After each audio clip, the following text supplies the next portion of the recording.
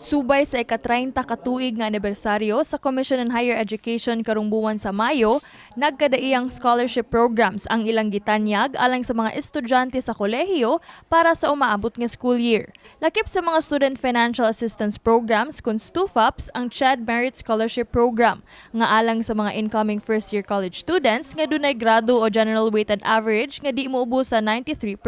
Mamahimong makadawat og 120,000 pesos matag school year kung anaa nagtungha sa mga private colleges o universities. Kung sa mga state o local universities o colleges, 80,000 pesos matag school year. Kinahanglan sab nga dili molapas sa 400,000 pesos ang annual income sa ginikanan sa estudyante.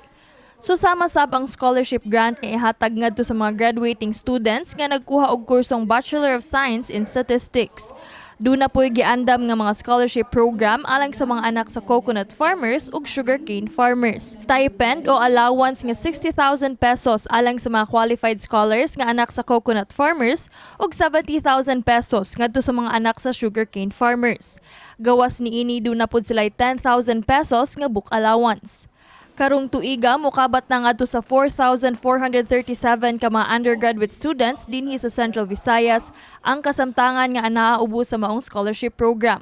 Saysay ni Melissa 𝗏𝗏𝗏, Education Supervisor sa 𝗁𝗏𝗏 nga online na ang tanang matang sa scholarship application pinaagi sa official website sa 𝗁 Regional Office 7. Our ongoing application as of now, actually this was started March pa. Was the coconut scholarship. So the total slots for this academic year for the COSCO is 277.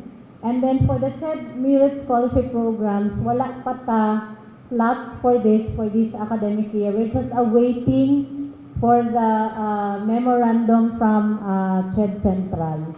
Sa laing bahin, nagpasidaan ang 𝗁 sa publiko kabahin sa mikatap bag-o lang nga mga fake announcements mahitungod sa scholarship program sa 𝗁.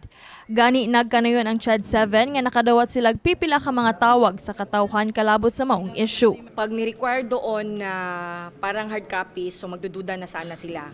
Kasi everything is online. Kasi government scholarship, no money involved. Walang bayad. Kasi government it's a service. Alang sa dugang detalye, ingon man mga bagong updates kalabot sa 𝗁 Scholarship, abiso sa 𝗁 nga mobisita lamang sa ilang official Facebook page o website. Kini si Queenie Joligon alang sa MyTV, Cebu.